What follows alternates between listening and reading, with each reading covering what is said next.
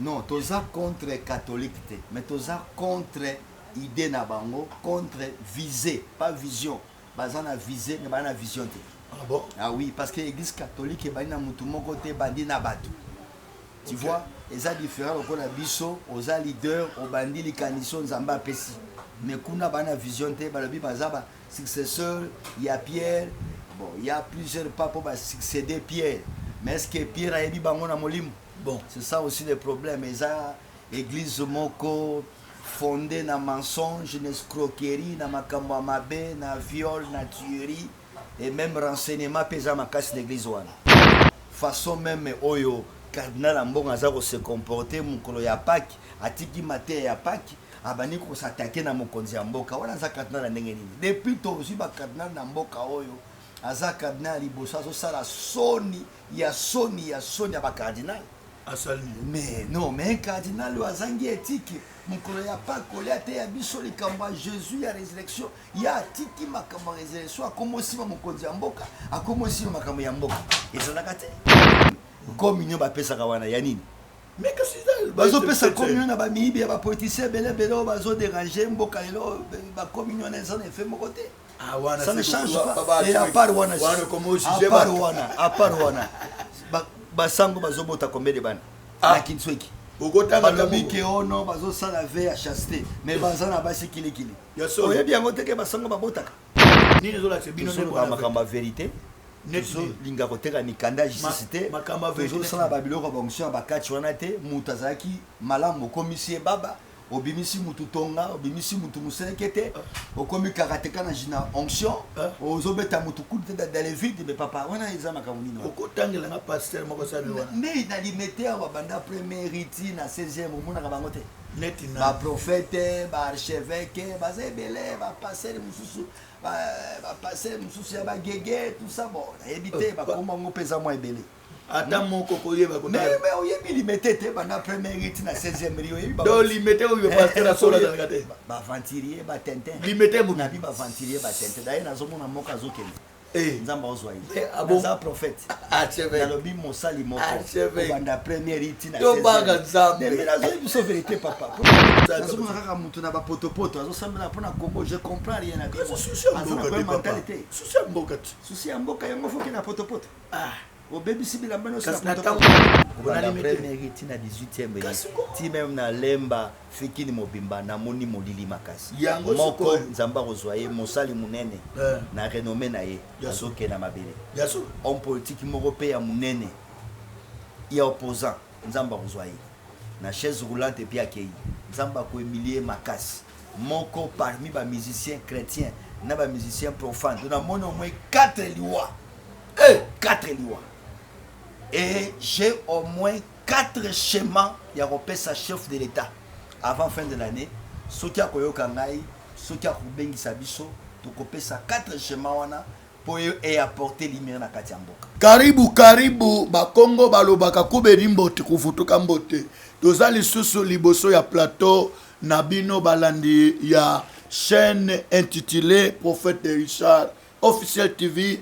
En tout cas tolobaka mingi ke oyo ebengami vérité poele babengo émission vérité poele toye lisusu. En tout cas nayebisaki bino dernièrement que bokotikala kozala jamais desi na kati na plateau oyo. Alors tolobaka bino bo s'abonner bo partager bo aimer bo komela biso na sepelaka mingi na mama Fura depuis Canada ye azanga ko commenter te na pesi mama Fura mbote. Alors Zambe apambola bino lisusu un jour lisese moko bakolo balobaka soki obwaki soyi likolo soyi wana yebake kozongela yo yebake toza lisusu liboso na bino pe liboso ba biro na bino pona koyeba kokundola ba vérité oyo ebomama ezali konyokola bomo ya batebele. Alors devant les plateaux c'est le prophète Richard Nimi,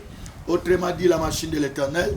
Nazanga mon côté naza naba invité oyo batikala kolobake en tout cas makambo ezaminene nana basala nzambe ebele oyo bokoyeba ko découvrir kala mingi te wana tozali ko pesa bino mbote vous allez na Canada, en Amérique, en Océanie, vous allez en Turquie, partout au Bozolanda, émission Parlement Céleste, vérité pour les kozanga te kokomela biso binonde bosunga kake musala oyo ekende liboso pe na nzela na bino évangile pe oyo eyebana na monde entier parce que nkolo Yesu alobaki aller partout dans le monde entier prêcher la bonne nouvelle. Alors na nzela ya singa oyo nde bozali kozwa biso na France, na Paris, na Belgique.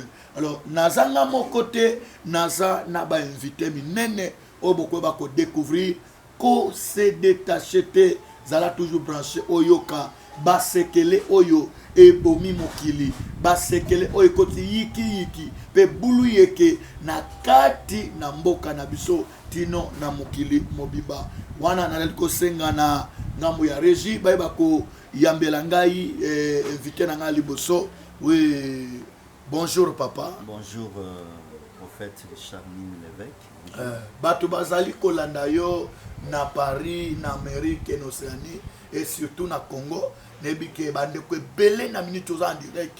Bazali kolanda na Congo, na États-Unis, partout. Ba olanda yo na lingi et on se présenter bato ba yo kayo et ba balika molino yele papa. Oui, naza représentant légal, chef spirituel et à confession religieuse FECC, Fédération des Églises évangéliques du Christ du Congo. Naza à mon côté, naza pena évêque le prophète Stéphane Bishima. Oh, shalom prophète. Shalom papa. Donc tu es na plateau pour na tomeka un peu au solola pour éclairer l'opinion.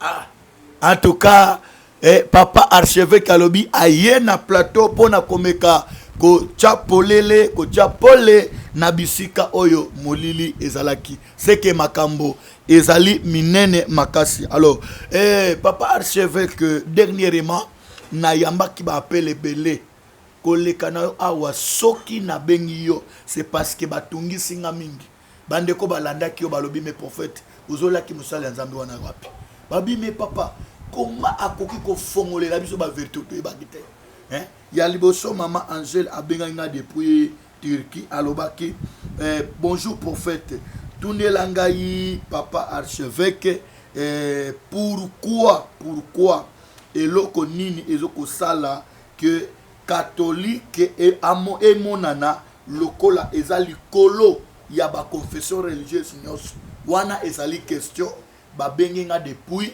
Turquie ipa ya mama Angèle na boyaki ko répondre mama Angèle na lobaki mama Angèle na kolukela yo archevêque bilika kesa komisa ameka mpe kolimbola pe komemela biso pole bisika oyo molili ezali question yango wana pourquoi catholique ezali komonana ke lokola yango ezali kolo ya ba confession nyonso religieuse ya ba église nyonso de place catholique eza ezomona kaka ndire bangonde braka likolo et ba église de réveil et puis ba confession mususu lokola ke bana bana nini sala kabongo question ya maman Angèle.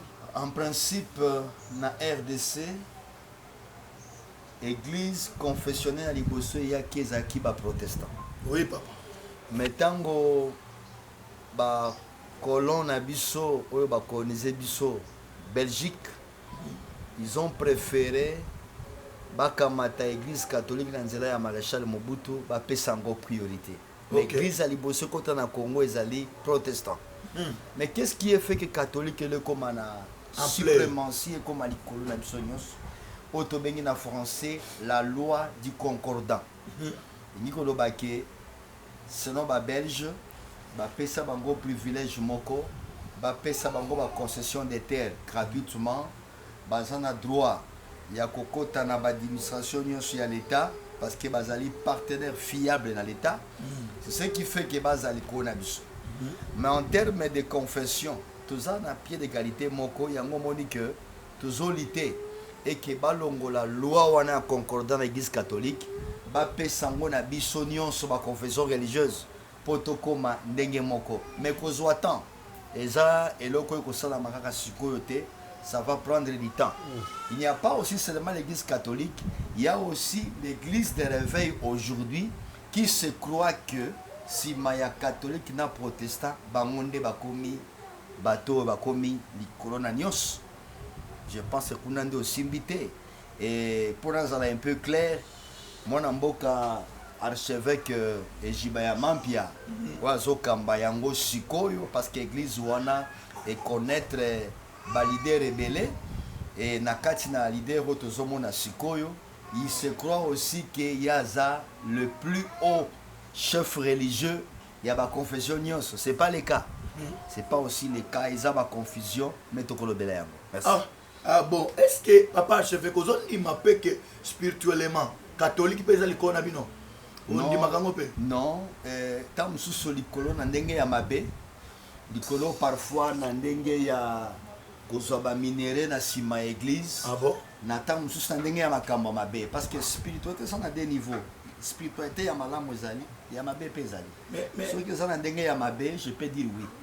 Na ndenge ya malamu je dis non. Archevêque qui a réveillé na ba confession mosusu. Pourquoi ka bozala contre catholique? Non, toza contre catholique te, mais toza contre idée na bango, contre visée, pas vision. Bazana visée, mais bazana vision te. Ah bon? Ah oui, parce que l'église catholique est na mutu moko te bandi na batu. Tu vois, et ça différent au la biso, aux leaders, aux bandits les canissons zamba pesi.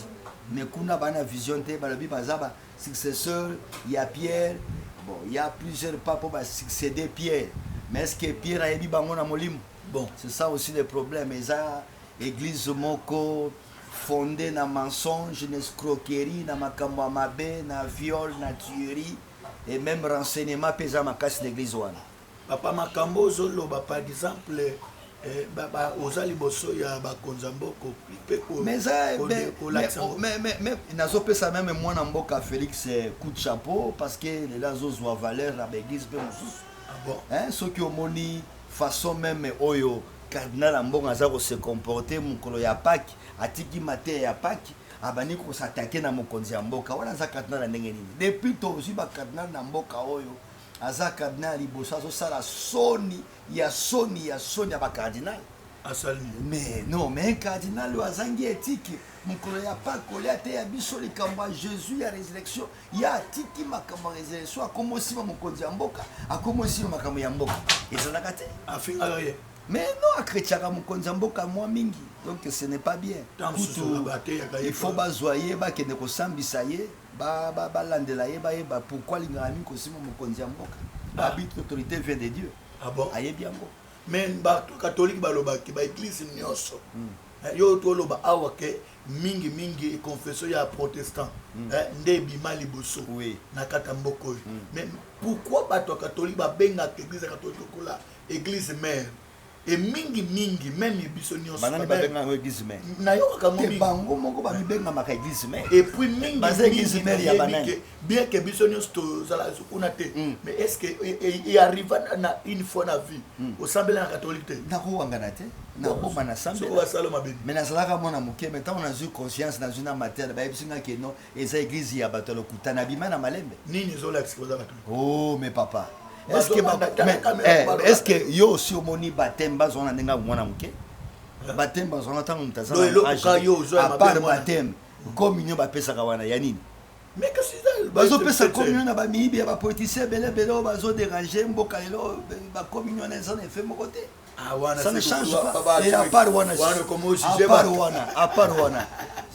basango bazobota combien de bana na kinsweki balobi ke ono bazosala ve ya chasteté mais baza na basi kilikili oyebi yango te ke basango babotaka baza na ba 5 bureaux 7 bureaux oyebi yango te nakobanga nani parce que eza émission vérité polele nakobanga nani bazofinga bapaster bango moko baza na kindumba baza na kati ya makambo ya koteka badrogue na makambo ebele na kati bakosente se religieux batie na mboka mosusu oyebi yango te papa pona nini ba école oyo bazali ko escroquer ba école eloko nini oyo kadina na mbongo azoyola na mokonzi ya mboka eza ba école po bakangaki na shole ba école inexistante oyo ezalaka te plus de 1000 écoles oyo babimisaka mbongo mais ezalaka te est-ce que kadina na ndenge wana aza moyibi te makambo nyonso nelekaka na tobenga ye moyibi te po anatie kontena tina sutani mais mbongo ti c'est mbongo je parle de la mbongo et de shole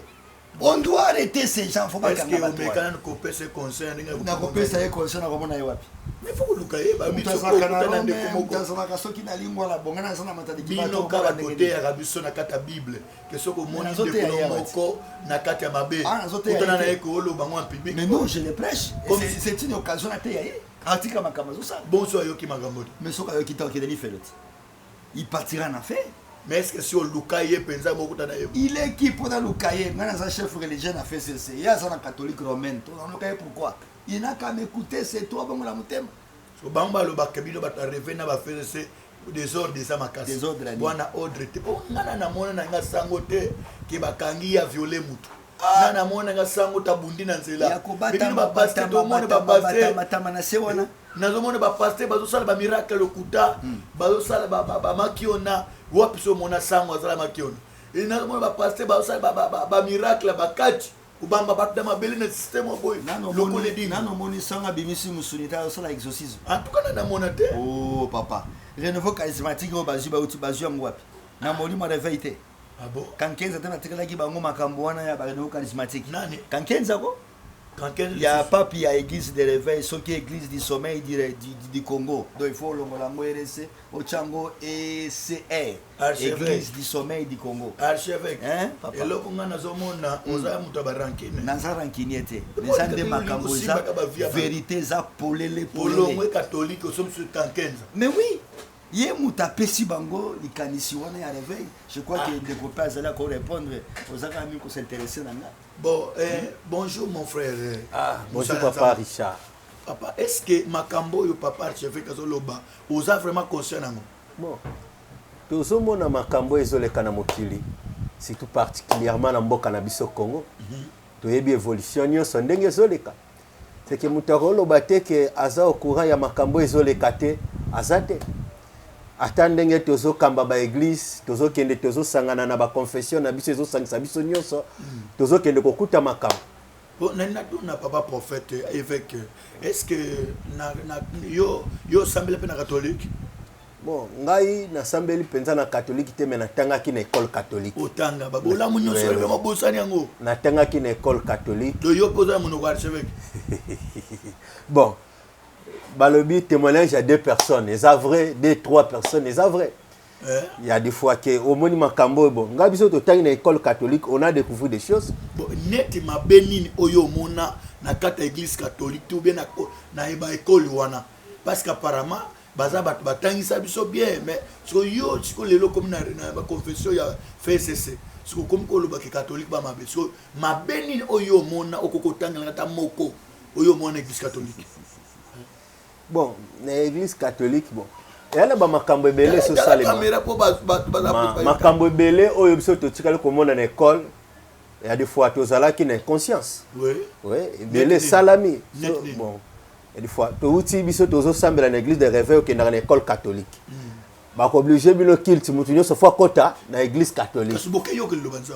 Oui, parfois mais mutu na mutu aza na religion oyo andimela. Oh, bandimela ngana bike ba catholique ba chrétien. Oui, baza ba chrétien bien sûr. Abengi bango ba mi kabula biso toza ba chrétien catholique. Biso toza ba to réveil. Vous voyez? Maintenant, obligation ya makambo. Excusez prophète nous na mo pe na boyelinga makambo na plateau oyo bolu kila ba problème. Mambo pe na bozolo est-ce que papa archevêque question soana déjà na sango? Et ce soir na déjà mon appena na église catholique bazu penza bible ba limboli batei pe mutabimi na église abi batei kinga. Aussi batei. Non, on fait endormir les gens na ba chanson moko na ba voix moko démoniaque na ba voix moko sirène angélique et tout ça. Hein ba voix moko hypocrite moko boyé mais autant na ba douana ba ça même pas ba religieux. Ah bon? Mais ce sont pas des religieux, ba religieux wapi? Hein? Ba religieux wapi? Banani bazomima des autres na kati ya mboka. Mais ce sont ces catholiques là. Ce sont ces gens là. Il y a solo. Mais oui, bango de baza base dans terre makamnyos. Pouvoir nyos ya kana mboko bango bazaka ba opposa. Metam su ba mona mamba clair. Mais après sikoyo, ce qui mutalonge pouvoir ba komi ba mina ye. Ce n'est pas tout mona makambu kona makambu zebe. Est-ce que c'est la religion mon obscur pour la ngana na tuna so mutalongwe na pouvoir.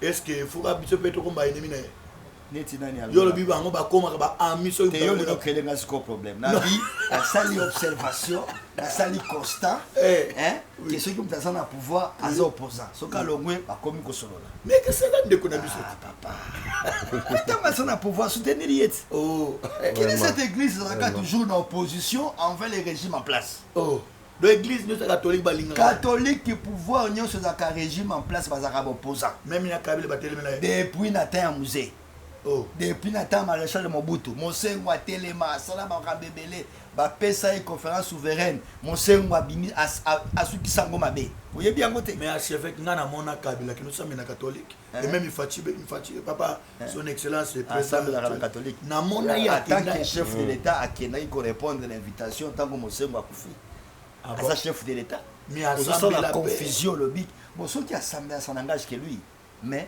pour le moment na yebi ke mokonzi ya mboka assemblelaka na mouvement réveil. Il y a une différence entre église réveil na mouvement réveil. Nous sommes dans les mouvements réveil, mais nous ne sommes pas de l'église réveil. So ni nezo la sebino bozaba muzana nzela solo. Ni nezo la sebino ne ba makamba vérité. Nezo linga koteka mikanda jisite. Makamba vérité. Zo sana babilo ko bonction bakati wana te mutazaki malamu komisi baba. Obimisi mutu tonga, obimisi mutu muselekete, okomi karateka na jina onction, ozobeta mutu kulte dans les vides mais papa wana eza makamuni no. Okotangela na pasteur moko sabi wana. Mais na limité wa banda premier riti na 16e omona ka bangote. Neti na. Ba prophète, ba archevêque, ba zebele, ba passer mususu, ba passer mususu ya ba gege tout ça bon. Éviter ba komba ngopeza mo ebele.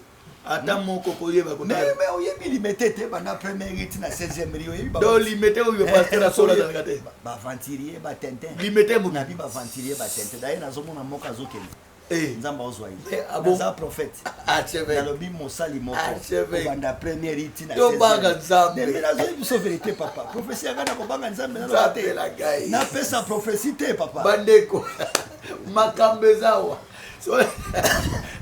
après évêque Bishima papa il a le babo soyo na bien archevêque alobi boy limité mobimba pasteur asola zate même Léopold Mutombo ça me dit mais oui parce que ça a limité bon on peut signer information oui tam sous na ba quitter na lobi banda première na 16e ya malamu atati mais il y a ça na 8e lobi mais ya malamu atati papa ça n'engage que moi non les observations bon na ye papa évêque Bishima ndenge nini est-ce qu'il y a solo yo na limité pasteur kozala malanda multe papa pa auto za batebele ba Hollande biso et puis ko banga te lo ba vérité nana tu na prophète yo za nzambe bon tokoki olobaka toza ya nzambe oui ndenge nga nalobaka naza ya nzambe il y a seul il y a d'autres aussi peut s'élever que aboyinga pe naza ya nzambe te mais nzambe a se témoigner kakati na biso atsake toza ya ye yo za ye oui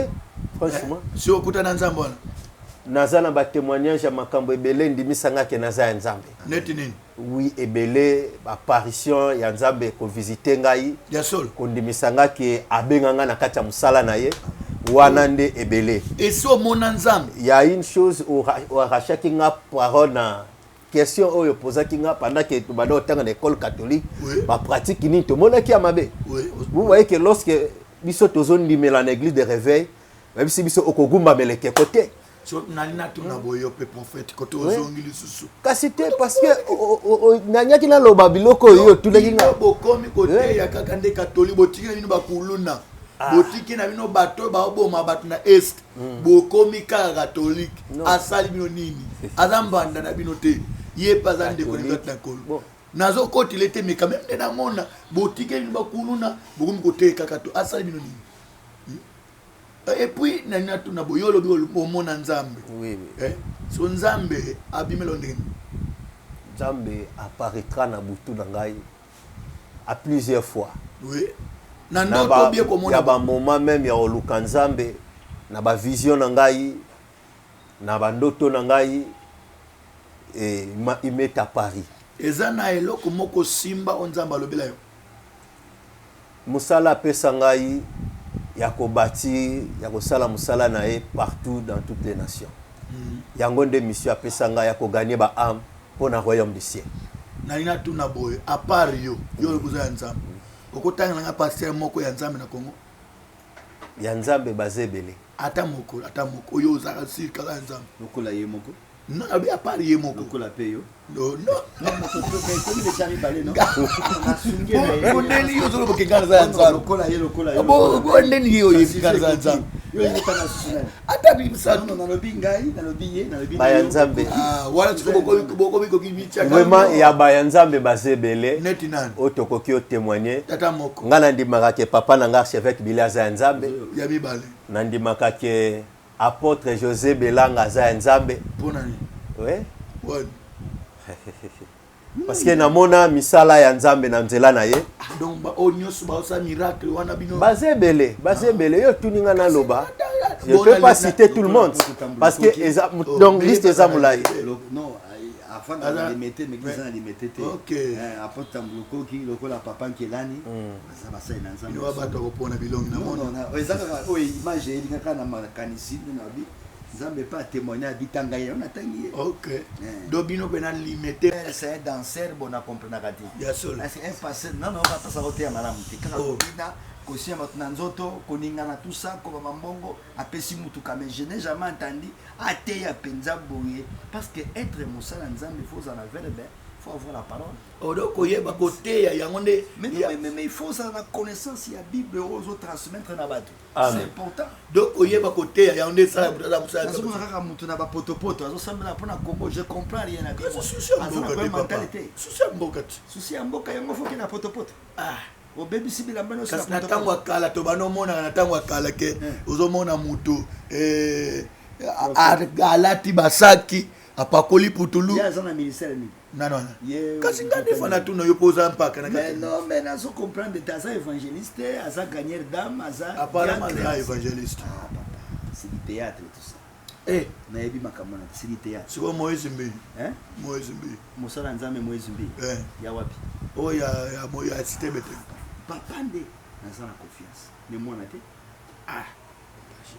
wana siko bandimino mwana te so papa archevêque na tuni mutuna pote bat ba Holanda biso na sikoyo na pona zonge pa prophète na tuni question boye siko bandimi oyo bazo sambela na ba église wana eza la catholique eza ba pasteur oyo lobi alimité obi bango nyonso dona bandimi soki ba sympathique te na bandimi mais papa yo somoni pasteur atindi mwasi na ye ake na étranger basali chirurgie mwasi ya kufi nano non nalobi kaka mutu azoteya sur sainteté kobanga nzambe tout ça crainte de Dieu mais atindi mwasi po baretrécir sexe babongisa mwa moke fese na nsima babongisa mwa mabele papa tokosaka na nzambe par exemple so bakangi yo papa archevêque okoki par rapport ya kwa mpona sala observation naza archevêque mokonzi ya l'église je suis en train de faire des observations oyo ezali mabe na kati ya mboka na ngai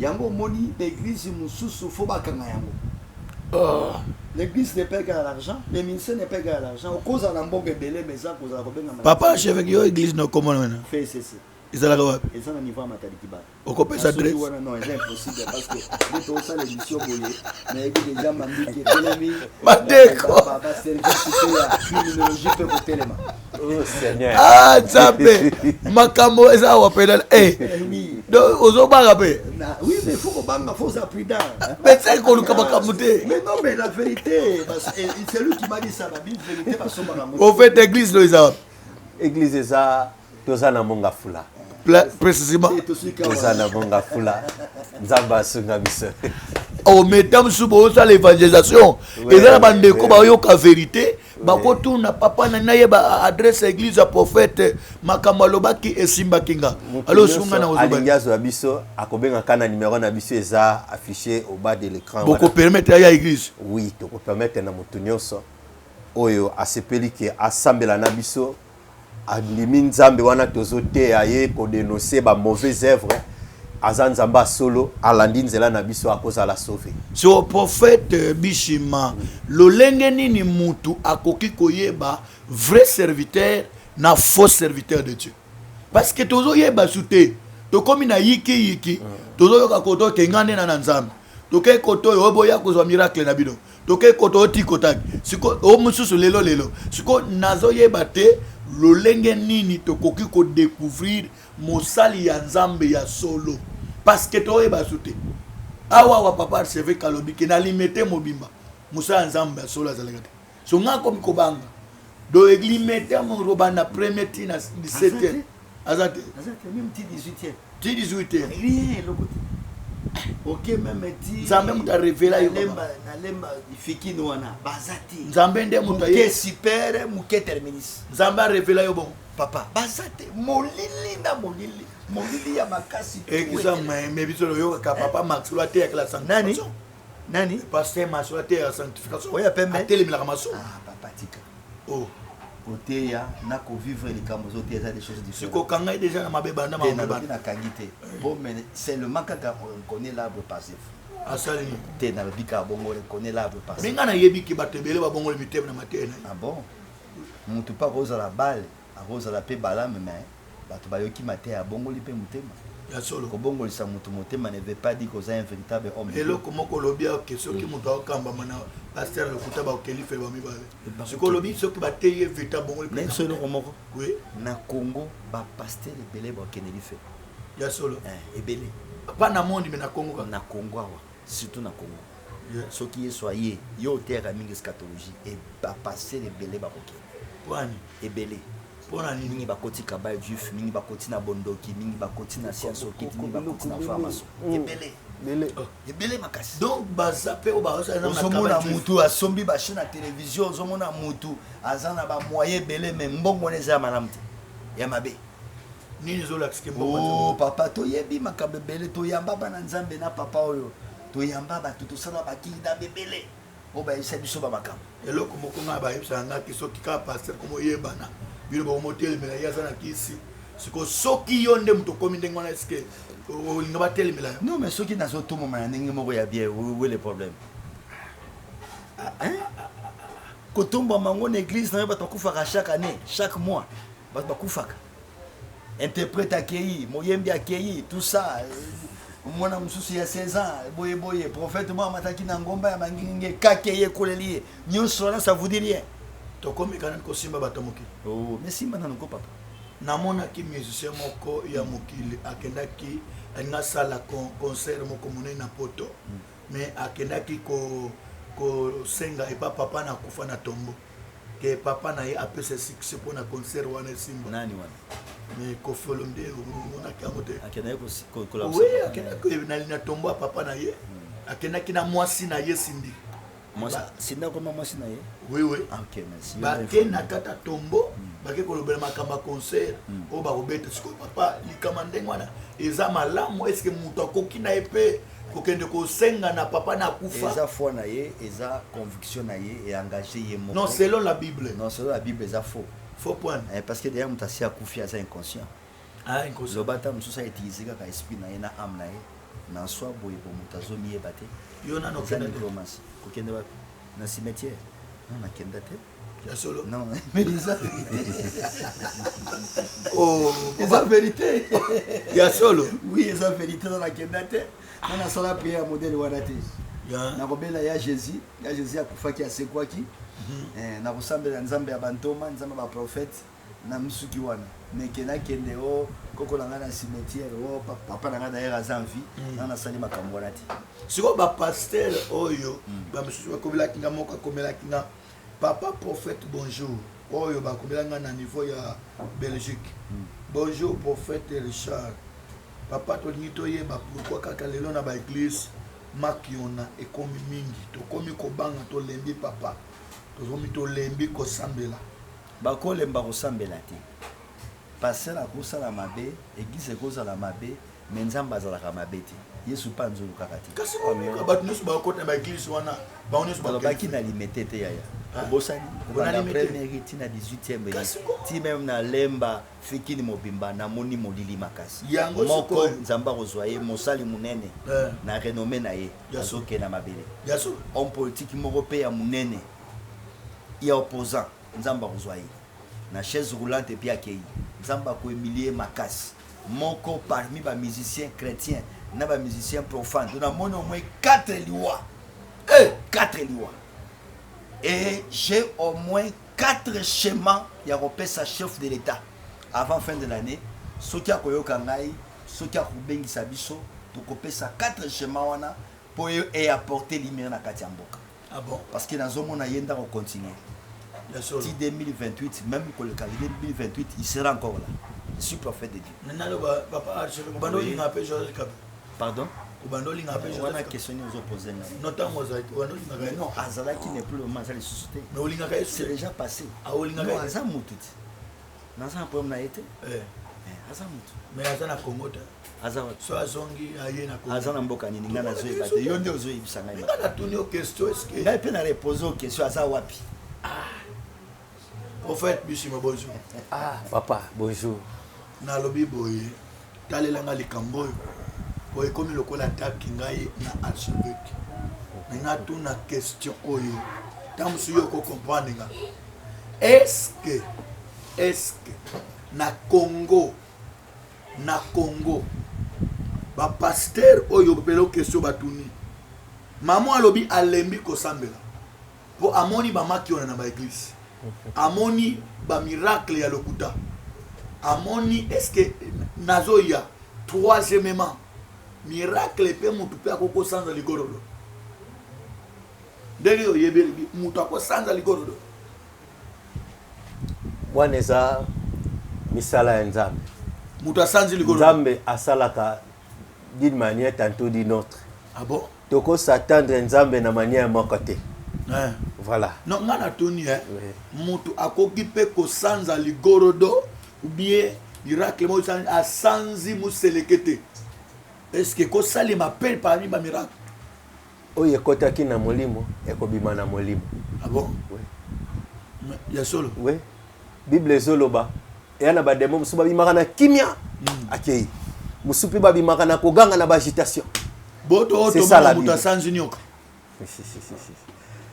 Nzambe yemoko ayebiso omoni mambo oyo yo na posa limier pour bana Nzambe voilà eza ba question bana Nzamba posanga so ngana linga te na répondre de mona bengisibino ngana boyi parce que batuninga ba question papa ba miracle ko sanza ba nyoka mususa sanzi ba sete sikoyo ngani ngatuna est-ce que yezalaka pe ou bezalaka te voilà papa biso toza batu papa utolo bato yabi basala Nzambe belé to lekisi bango même na ba kirdam to rebaptiser bango lisusu ba renoncer na ba mauvaises œuvres na bango banzela ba kotaki